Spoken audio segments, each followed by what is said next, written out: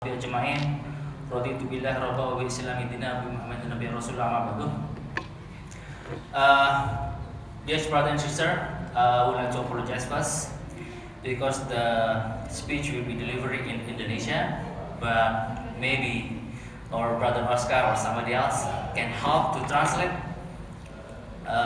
The brother Oscar right there in the corner of the podium. Yeah, so he's very good to translate, inshallah. So insyaallah malam ini bapak-bapak, ibu-ibu, kita akan membahas tentang penyakit hati. Insyaallah nanti sekitar 30 menit kita kasih kesempatan Ustadz Bambang Irawan untuk menjabarkan apa itu penyakit hati sekitar 30 menit. 30 menit berikutnya atau kurang lebih Ustadz Fahmi akan membahas tentang penanggulan dan pengobatannya, bagaimana cara-caranya untuk penyembuhannya. Dan nanti setelahnya kita nggak perlu khawatir tentang waktu sampai bapak ibu capek, karena waktu ini tempat nggak perlu nyewa, nggak seperti biasanya. Kadang-kadang kita keburu-buru mau pulang karena takut overcharge, Ustaz.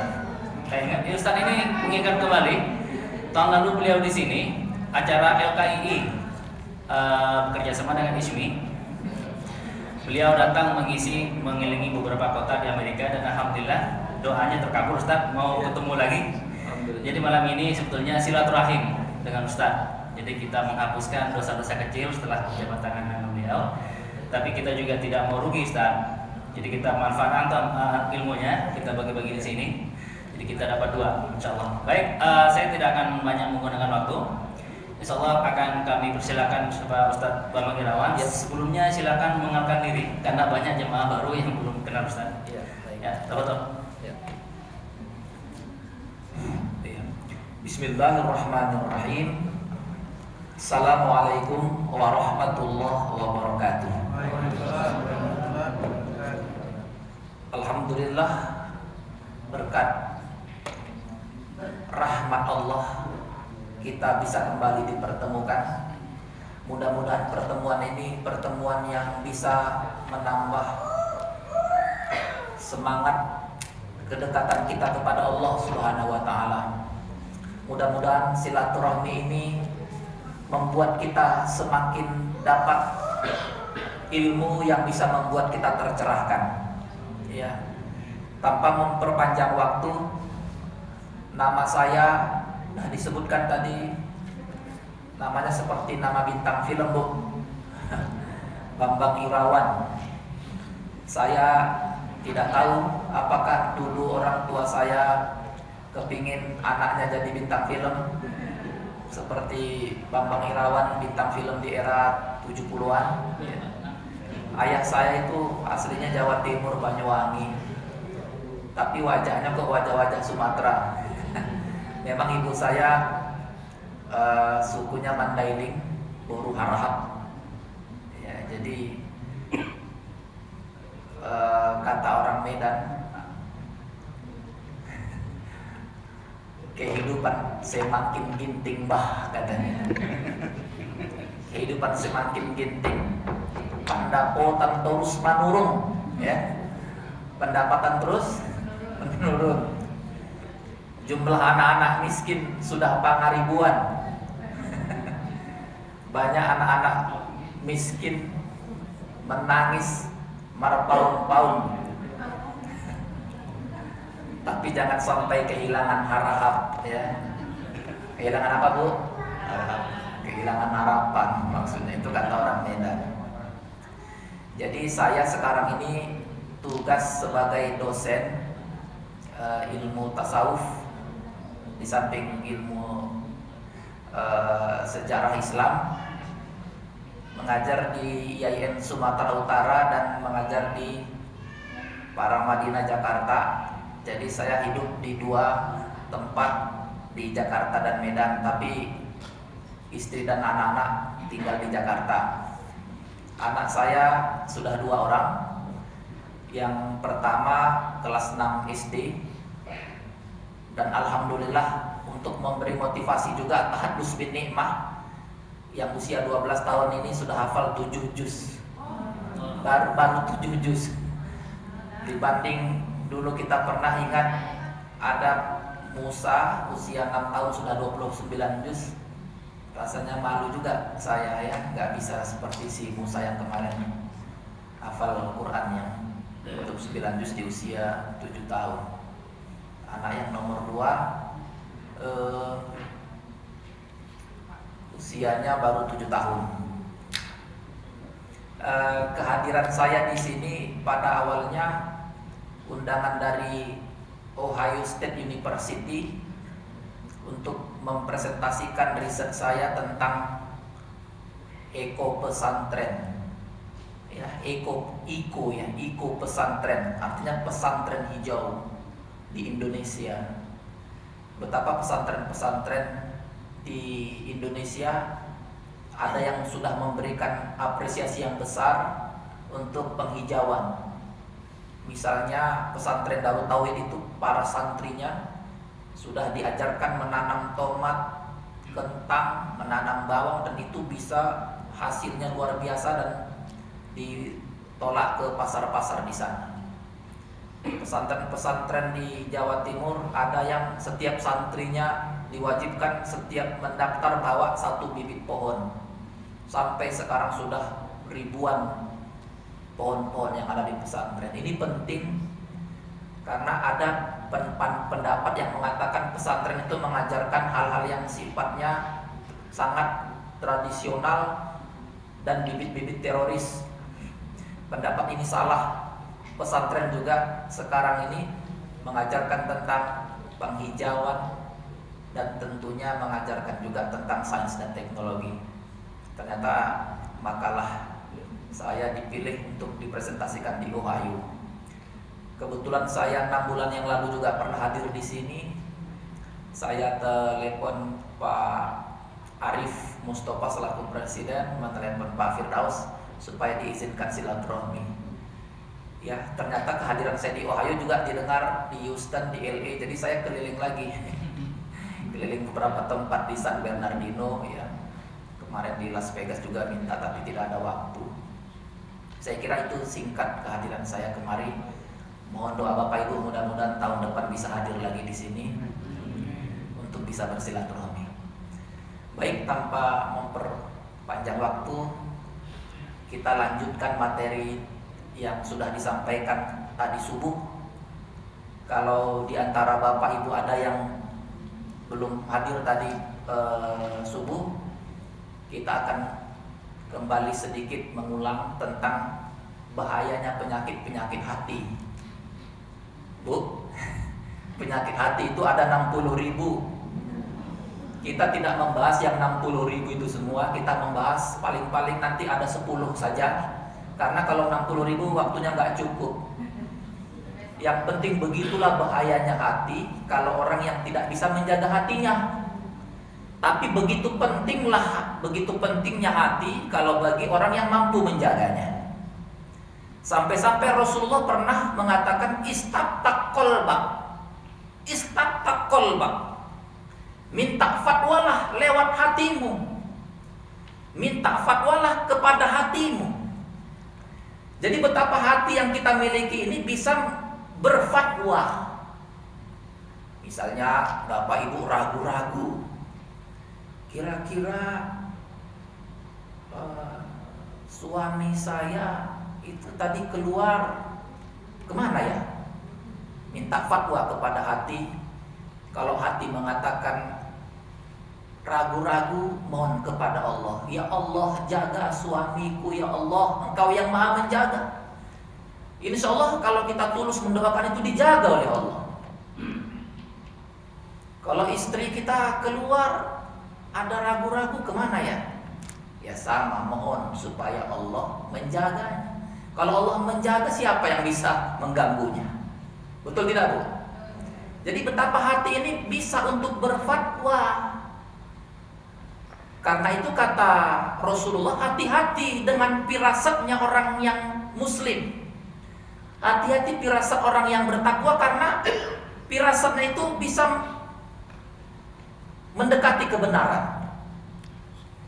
Jadi kalau yang informasinya belum jelas, jangan menimbulkan kemarahan padahal belum jelas. Informasi dari orang fasik saja kata Al-Quran harus diklarifikasi. Jika datang berita, informasi, rumor kepadamu dari orang fasik, itu harus diklarifikasi. Fatabayyanu, kan begitu Ustaz ya?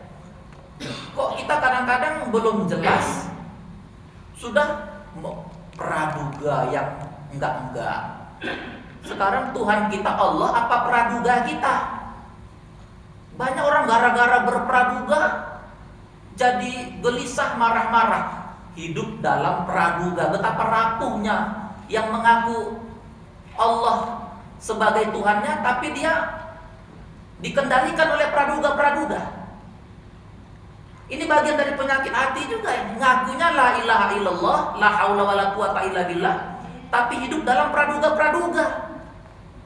Ada yang bilang sama saya, Ustadz, gimana kalau praduga itu betul? Kalau praduga itu betul sudah terjadi, so what? Jadi apa lagi sudah terjadi? Tinggal kita anggap ini sebagai teguran, anggap ini sebagai ujian. Berarti Allah mau menaikkan kelas kita. Allah lewat ujian ini mau menghapuskan dosa-dosa kita. Mungkin juga ada kesalahan kita di situ. Jadi jangan sampai setelah ini kita hidup dalam praduga-praduga, tidur tidak enak, makan apa terbalik ya? Bisa terbalik ini.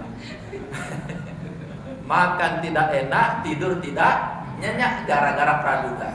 Yang membuat kita tenang itu adalah Allah. Kalau ada orang gelisah terus-menerus, berarti dia bisa berganti tuduhannya itu praduga dia itu.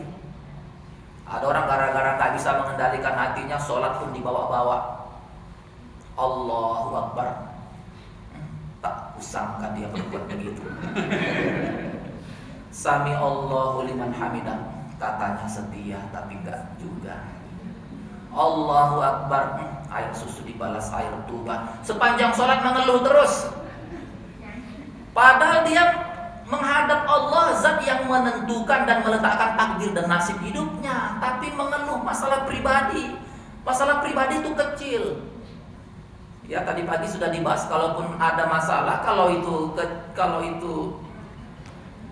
masalah yang kita hadapi, kita terima dulu, jangan salah-salahkan orang. Terima, ya Allah, aku terima ujian ini. Aku pantas, kalau tidak atas izinmu ini nggak terjadi, aku pantas mendapatkan ini, aku terima ini. Terima dulu. Kalau salah menyalahkan, nggak habis-habis sampai kiamat. Ada saja orang yang bersalah di dunia ini. Memang kita nggak bisa habis waktu untuk menyalah-nyalahkan orang. Emangnya siapa sih yang nggak pernah bersalah? Jangan-jangan praduga-praduga kita itu akibat dari kesalahan kita sendiri yang nggak bisa terbendung. Jadi ini, Bapak Ibu yang dirahmati Allah, betapa untungnya orang yang berhasil membersihkan hati, sampai Allah mengatakan dalam Al-Quran itu, qad aflaha man tazakka. Beruntunglah, sungguh orang-orang yang dianggap menanglah yang bisa membersihkan hatinya. Qad aflaha man tazakka.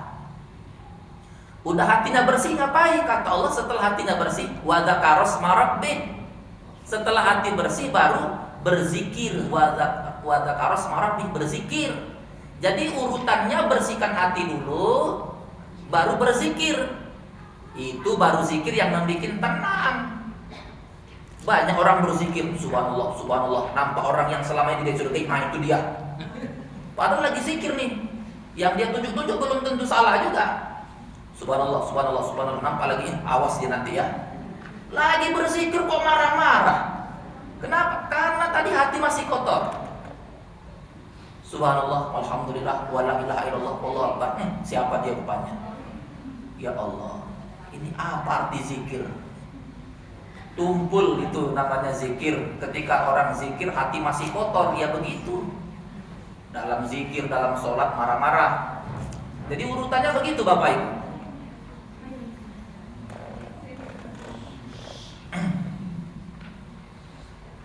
Wa dzakara asma rabbih fasalla. Setelah zikir apalagi Bu? Salat. Jadi orang yang pantas melaksanakan salat adalah orang yang telah melakukan dua hal, bersih hatinya, kemudian tenang hatinya dengan zikir. Jadi kalau ibu-ibu mau sholat itu pastikan hati ini tidak sedang kecewa sama orang, hati ini sedang tidak berprasangka sama orang, hati ini tidak menduga-duga, berburuk sangka sama orang. Ya, istighfar sebelum dimulai sholat itu. Setelah itu baru zikir sedikit untuk menenangkan hati, baru sholat. Jangan dibalik-balik. Sholat saja, tapi prasangka praduga masih tertanam. Orang yang nggak bisa mengendalikan prasangka-prasangka ini, ya prasangka itu yang jadi Tuhannya. Tuhan kita siapa, Bu? Allah. Ya Pak, bukan prasangka-prasangka tadi. Hidup ini terlalu singkat lah. Rata-rata berapa tahun kok mempertahankan prasangka-prasangka?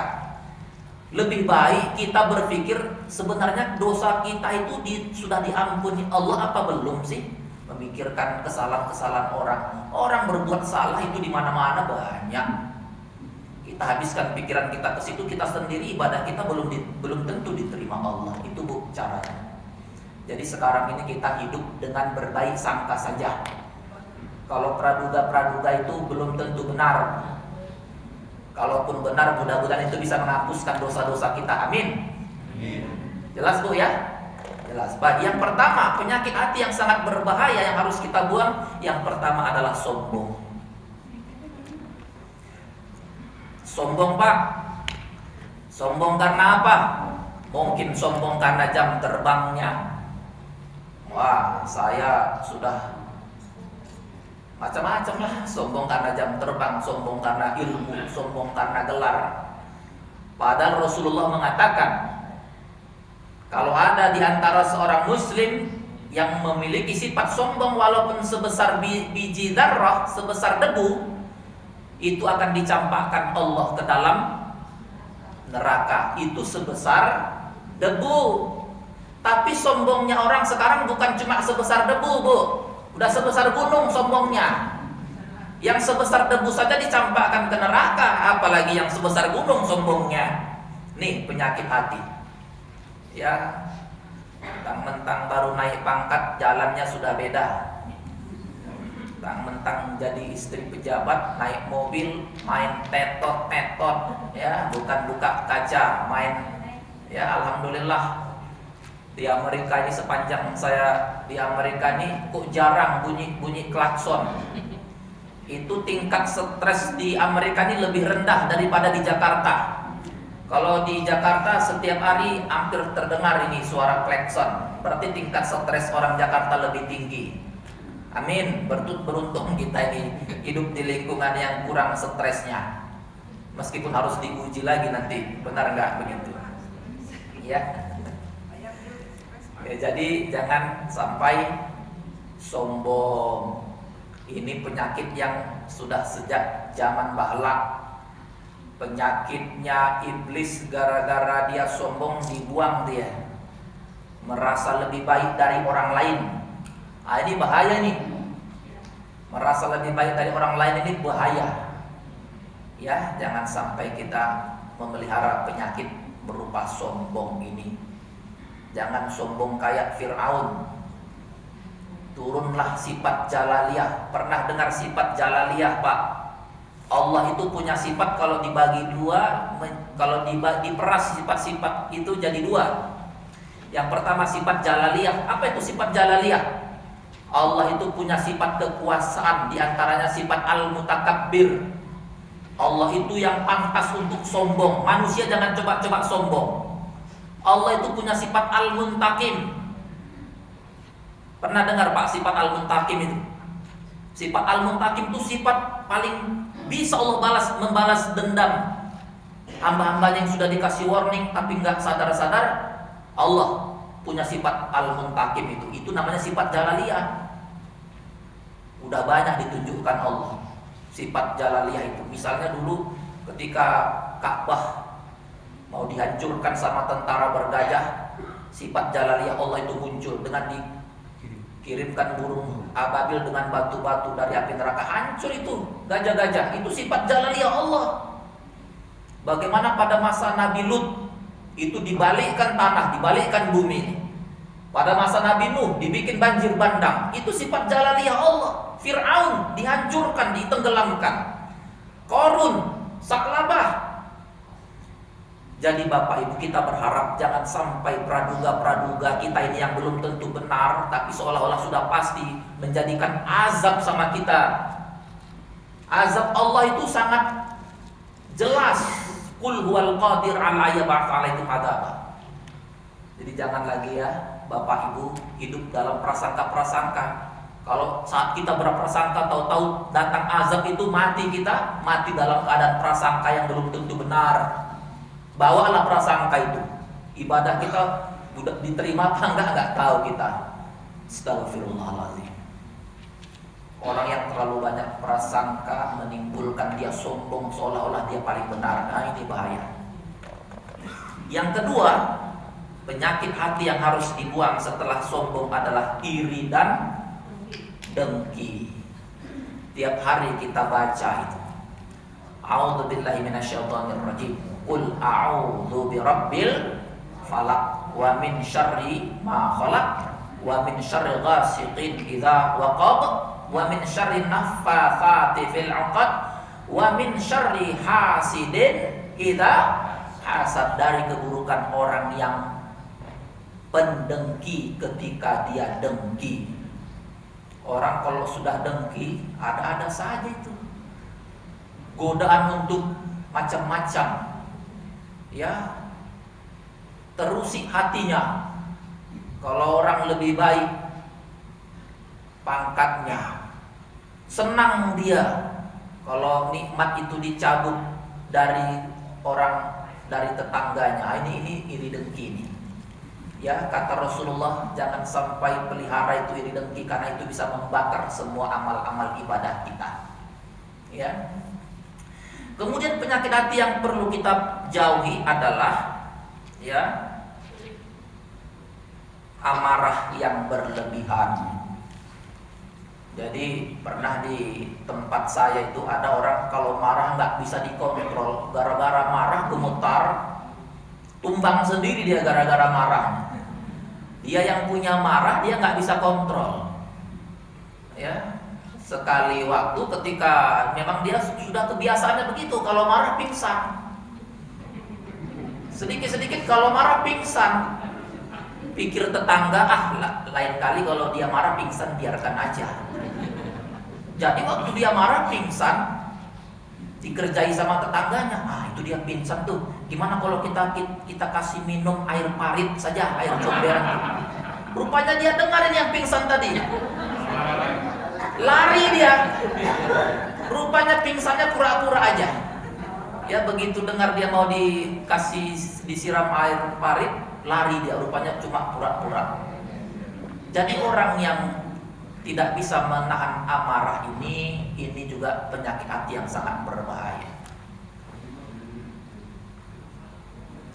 Ada dulu sahabat yang bertanya kepada Rasulullah, "Ya Rasulullah, tolong berikan kepada kami sebuah amalan yang nggak usah panjang-panjang, yang gampang-gampang diamalkan saja, yang singkat-singkat saja, yang bisa membawa saya ke surga." Kata Rasulullah, "Benar kamu mau saya kasih amalan yang bisa membawa kamu ke surga?" "Ya, benar. Amalan apa itu ya Rasulullah?" Rasulullah bilang, "Jangan marah." Jangan apa, Bu? Jangan marah. Ibu-ibu yang selama ini suka marah-marah sama suami, jangan marah, Bu. Kalau mau masuk surga jangan marah.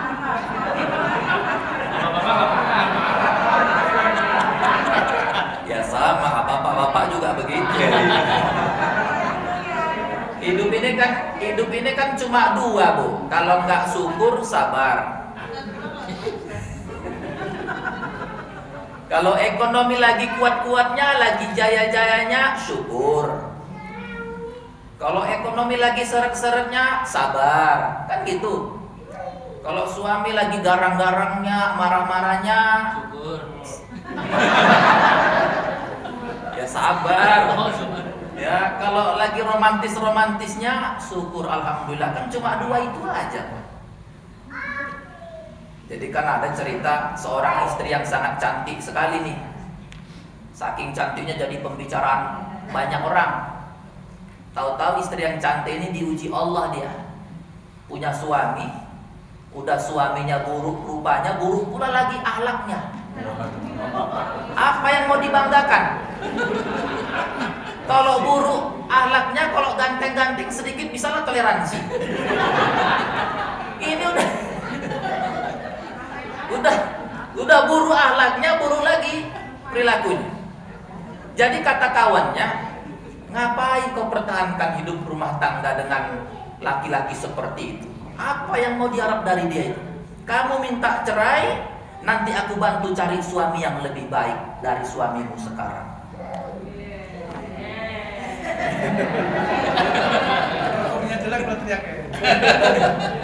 Tapi alhamdulillah ini istri yang cantik, solehah juga dia.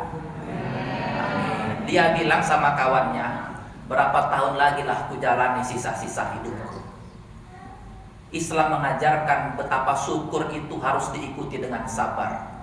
Aku syukur karena Allah memberikan aku wajah yang cantik, dan aku harus sabar punya suami seperti dia. Berat, Ustaz. Berat ya? Berat. Jadi kalau suami marah-marah, sabar ya Bu. Alhamdulillah. Alhamdulillah ya Allah, Engkau tidak memberikan suamiku yang lebih parah. Masih banyak suami yang lain yang penyakitnya lebih parah, akhlaknya lebih parah. Tapi kalau suamiku marah-marah, alhamdulillah.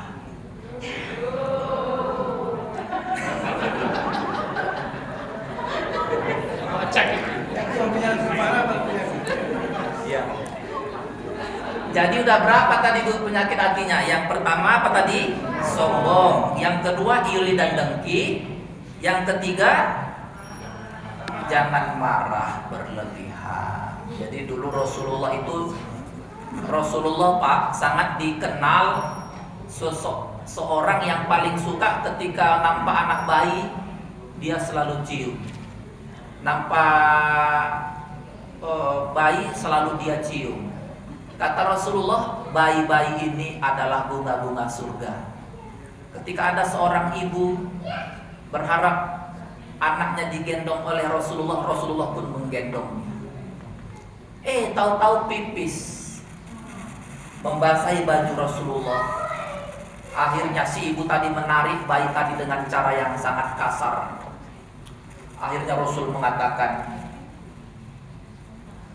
kalau cuma pipis ini bisa dibasuh dan sebentar bisa hilang. Tapi cara ibu marah dan menarik dengan kasar putra ibu ini akan membekas 10 bahkan 20 tahun. Luar biasa Rasulullah. Jadi kalau ada apa-apa, kalau mau masuk surga jangan marah. Ini kalau 60.000 gak selesai-selesai nih. Ya kita singkat-singkat aja. Penyakit berikutnya adalah riya. Beribadah tapi berharap dipuji orang lain. Ciri-cirinya apa? Ciri-cirinya kalau dilihat orang lain dibuat-buat, ditambah-tambah. Kalau sedang sendiri malas. Nah, ini bahaya. Ya, untuk apa berharap sama orang lain? Emangnya dia bisa memberi pahala? Ini penyakit bagian daripada inferiority complex. Berharap imbalan pujian dari orang lain, ini yang membuat semua amalan bisa habis. Riya. Ya, jangan sampai riya. Ya. Apa kata Allah dalam Al-Quran itu, la tubtilu shadaqatikum bil manni wal adha. Jangan kau batalkan sedekah yang kau berikan itu dengan apa? Dengan menyebut-nyebut. Kalau bukan karena aku, kalau tidak ada aku, nggak ada apa-apanya ini. Wah, sombong sekali ya. Jadi ini bisa juga karena riya. Yang berikutnya dusta, kecuali memang dusta untuk kemaslahatan yang lebih besar. Kalau dusta karena sudah jadi kebiasaan bahaya. Dusta untuk hal yang baik boleh. Sekali-sekali ibu Pura-pura untuk yang baik bilang sama suami sambil nangis-nangis. Panggil suami apa? Pakai papa, pakai sayang, pakai bapak, panggil apa Bu? Panggil suami. Hah? Panggil papa aja lah. Contohnya, ibu sambil bersedih, sambil nangis, Papa sadar nggak? Papa itu Mama itu sangat sayang sama Papa. Udah 20 tahun kita berumah tangga, Pak. Mama bangga bisa menjadi istri Papa. Tapi ada satu yang kurang, Pak. Ya, apa tuh?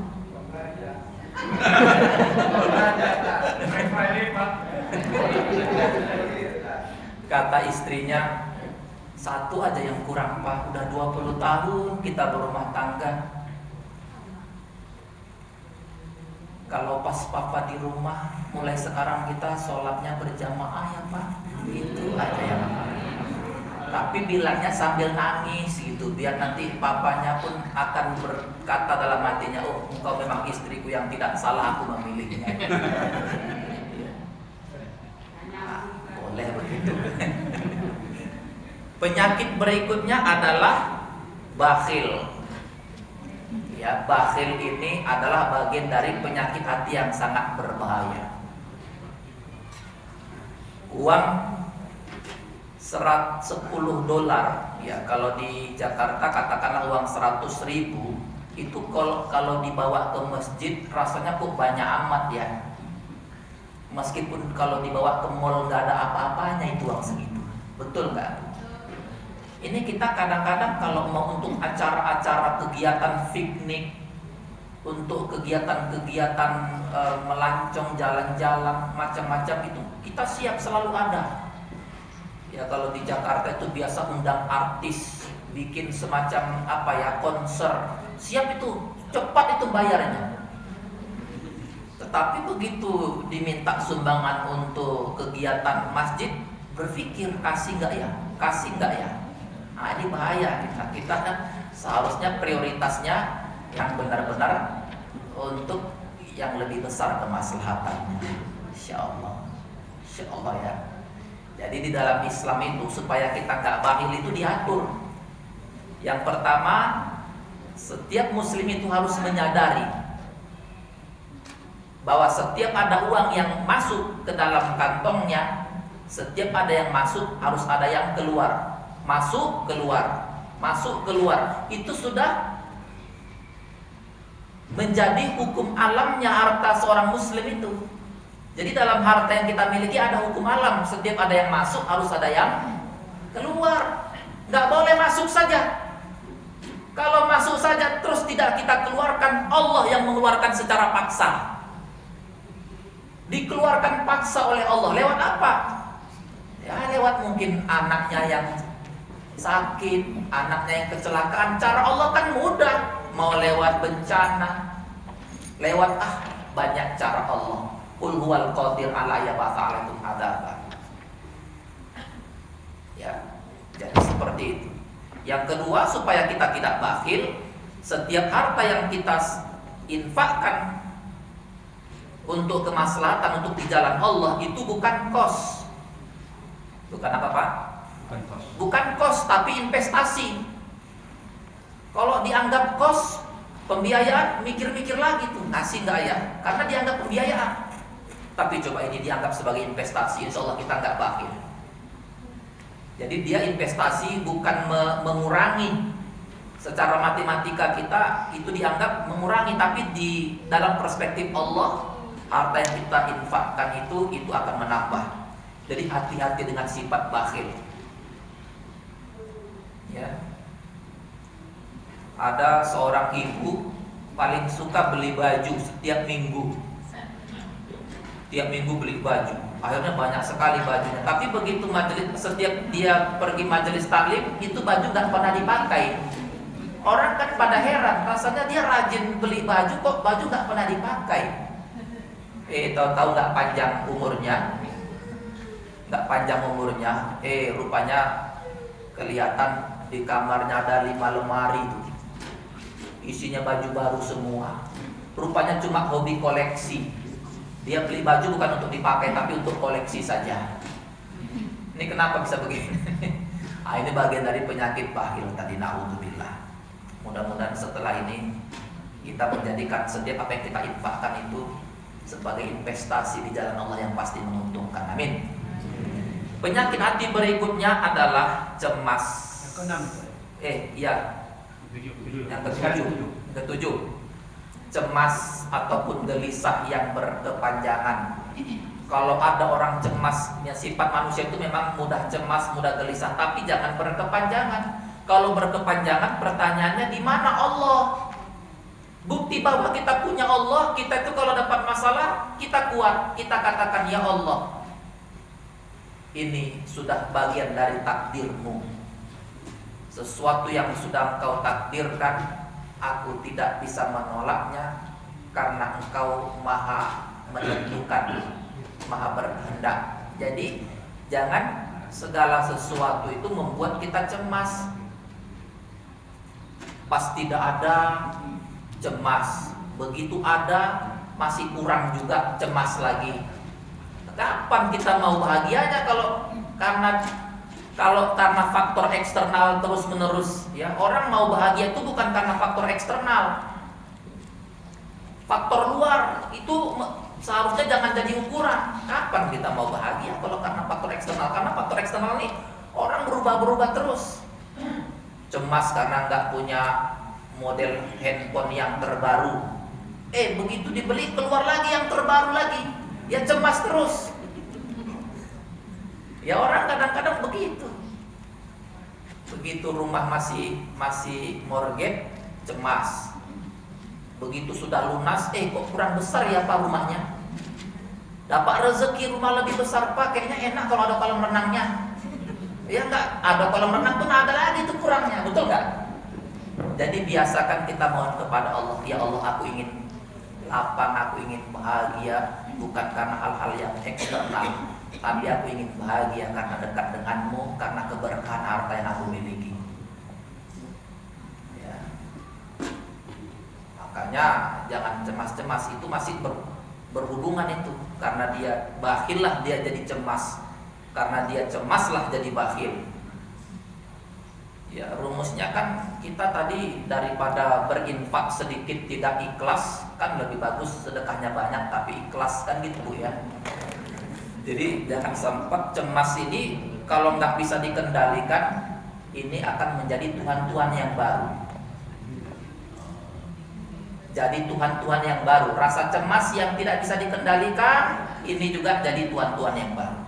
Berikutnya, penyakit hati berikutnya adalah sedih yang berkepanjangan.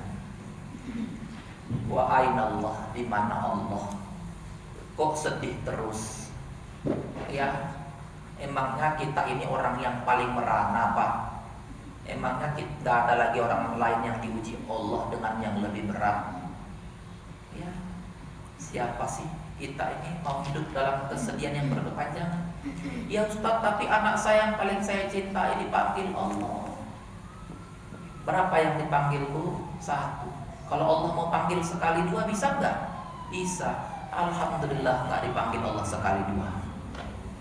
Banyak orang yang anaknya dipanggil sekali 2, sekali 3. Waktu tsunami dulu di Aceh, anaknya sekali 5, suaminya tuh hilang juga. Jadi harus kita bisa menangkap hikmah-hikmah ini. Mudah-mudahan kesedihan itu bisa kita halau dengan yakinnya akan rahmat Allah. Tapi aku tidak kuat lagi Ustaz dengan cobaan yang aku hadapi.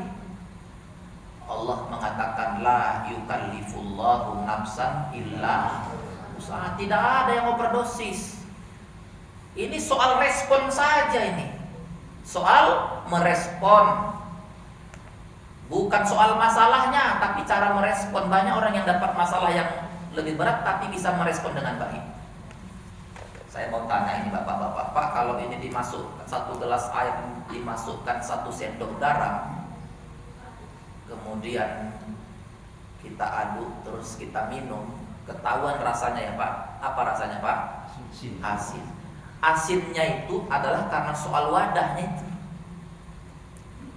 Kalau 1 sendok garam dimasukkan ke dalam air kolam, kita minum itu air kolamnya masih asin nggak?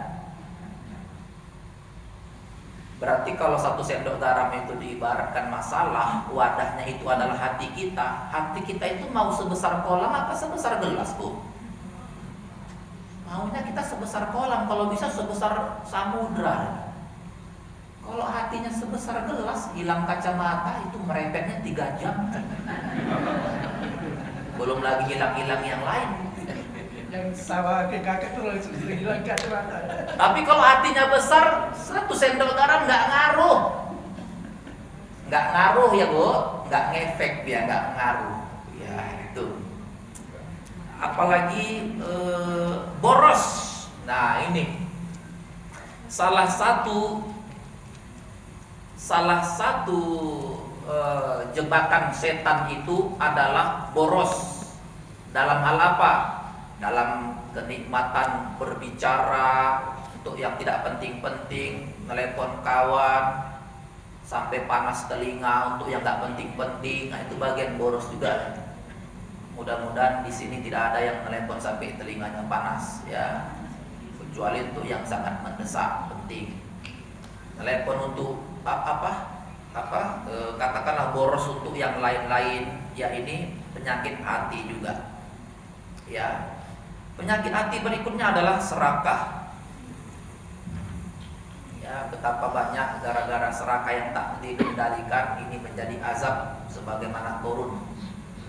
Begitu juga berikutnya ada penyakit cinta dunia.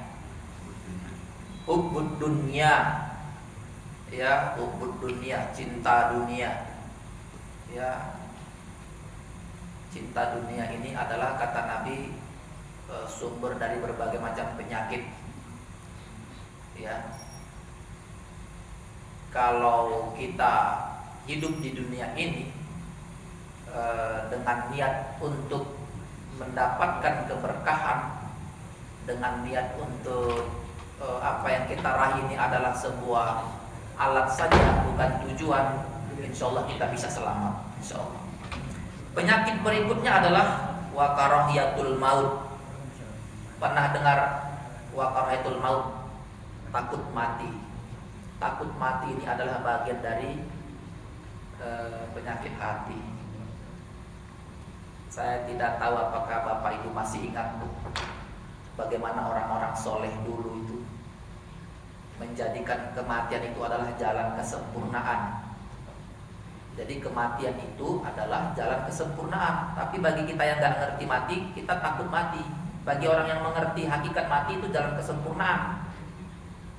Seseorang itu secara spiritual akan menjadi sempurna karena ruhnya itu diambil Allah. Kalau Allah sudah mengambil ruhnya berarti kan akan jadi abadi, itu kesempurnaan. Ini kita, ruh kita ini masih dibalut oleh fisik. Dan fisik ini adalah casing. Casing itu soal bisa diganti-ganti, itu yang penting bagaimana hatinya yang bersih. Biasa itu ibu-ibu misalnya diajak sama bapak pada undangan resepsi, ayo Pak cepat mah, sebentar Pak ini lagi berhias nih. Ya, dan ditunggu akhirnya selesai keluar. Begitu mau naik mobil, di spion ada cermin lagi, masih itu cermin lagi tuh, lanjut cerminnya. Ayo cepat mau hampir terlambat, naik mobil. Begitu dalam mobil buka tas, bawa cermin kecil lagi, cermin lagi. Jadi double cermin. Mudah-mudahan ke depan besok hatinya juga dicermin. Ya, bukan cuma fisiknya. Fisiknya itu casing. Handphone itu yang utama bukan casingnya, tapi sinyalnya itu. Penyakit hati berikutnya adalah ambisius terhadap jabatan. Ya, gara-gara terlalu ambisius untuk mendapatkan jabatan, istrinya disorong-sorong agar jadi pejabat. Begitu jadi pejabat, suaminya yang punya harta, punya mobil 70, diambil KPK 70, diselidiki, beberapa mobil diserahkan sama wanita-wanita cantik. Padahal dia punya istri cantiknya luar biasa, pejabat lagi. Kota lagi. Kata teman saya, mana ada laki-laki memberi mobil mewah kepada wanita cantik kalau tidak ada imbalannya. Kata teman saya, bukan kata saya. Tapi itulah orang kalau sudah terlalu ambisius sama jabatan. Mudah-mudahan ini Masjid Imam Center ini kita yakin orang-orang yang bertugas dalam program-program di sini semuanya adalah karena kecintaan mereka terhadap agama Allah ini, dan semuanya itu dijalankan atas dasar keikhlasan. Kalau nanti ada berdasarkan atas ambisi jabatan, na'udzubillah, pasti akan berakibat sangat fatal. Kiranya masih banyak lagi penyakit-penyakit hati yang lain ya. Saya pikir itu yang sebagian besar yang bisa disampaikan. Insya Allah nanti bisa kita lanjutkan dengan tanya jawab, dan Ustaz Fahmi akan membahas bagaimana penawarnya, bagaimana obatnya. Mudah-mudahan bisa menjadi hal yang sangat lengkap untuk bisa kita ikuti ya. Terima kasih. Saya kembalikan ke Ustaz Fahmi, silakan Ustaz.